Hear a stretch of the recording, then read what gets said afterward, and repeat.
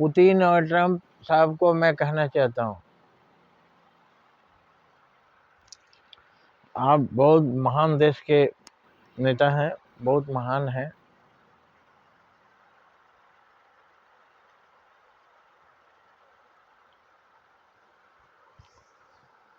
तो आप सारी दुनिया को सुखी करने का फार्मूला ढूंढिए। समस्याओं का समाधान बातचीत से हो। सभी अपना परिवार हैं।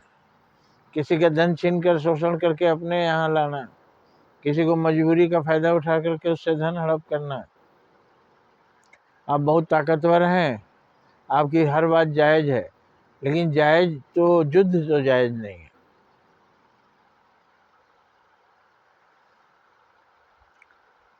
कोई उपाय निकालिए, युद्ध बंद हो।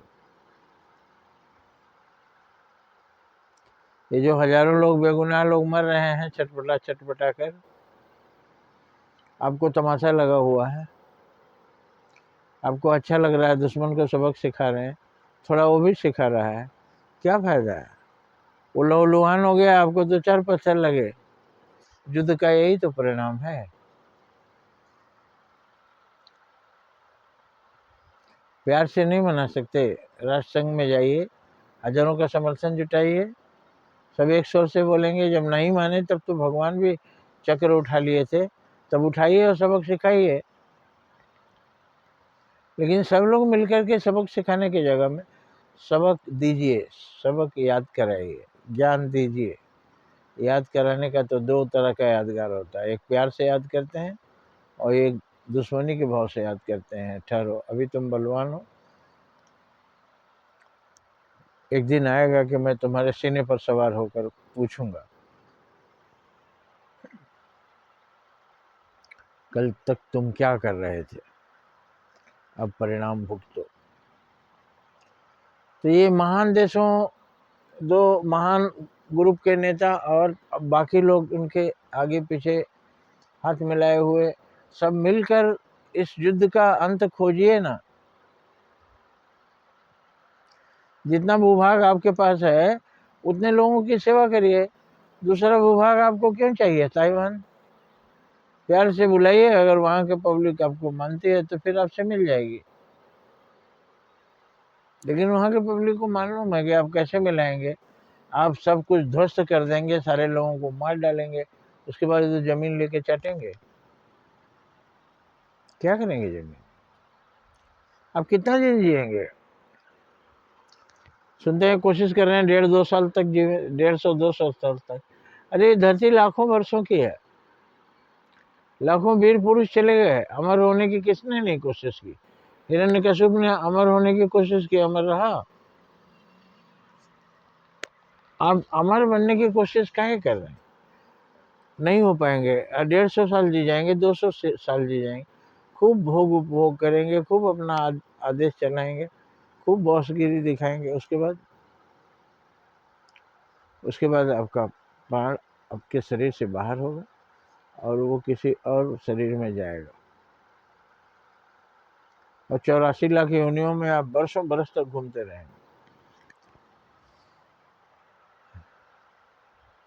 जब तक जिंदा रहिए, अच्छे काम कीजिए, लोगों की मदद कीजिए, लोगों की सहायता कीजिए। अपना देश है और सारे दुनिया के लोग अपने लोग हैं। प्यार से वो भी लोग आपके हो जाएंगे।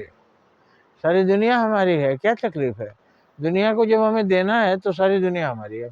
हम सारी दुनिया को मान के चलते हैं। आप एक देश को बचा रहे हैं, एक राज्य को अपने में मिलाएंगे, यूक्रेन का कुछ हिस्सा मिलाएंगे, क्या करेंगे मिला के? मिट्टी मिला लेंगे मिट्टी में, उससे बहुत अच्छा उद्देश्य पूरा होगा। जितना दूर है उतना ही दूर में लोगों की सेवा कीजिए और सारी दुनिया जीत सकते हैं आप। सारी दुनिया के दिलों को जीतिए ना भाई। दिलों को जीतने में क्या हर्ज है?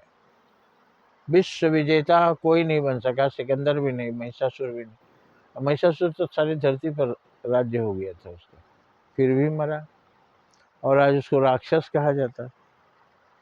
जिसका तीनों लोकों पर राज था, धरती आकाश पाताल स्वर्ग सब अधिकार कर लिया था, उसको क्या कहा जाता है? राक्षस। इसलिए दुनिया में खुशहाली बांटिए। अब दुनिया में आपकी पूजा हो। दोनों बड़े लोगों को कहना चाहता हूँ, और भी जो बड़े लोगों से थोड़े कम बड़े हैं, सब दिल को बड़ा बनाइए और सारी दुनिया को प्यार दीजिए। सारी दुनिया आपको याद करे। आपके देश के ही लोग आपको याद नहीं करते हैं, इलेक्शन में हार जाते हैं, फिर सारी दुनिया आपको प्यार करेगी, सारी दुनिया आपको वोट डालेगी। सारी दुनिया को जीतिए, दिलों को जीतिए। जय हिंद, जय भारत।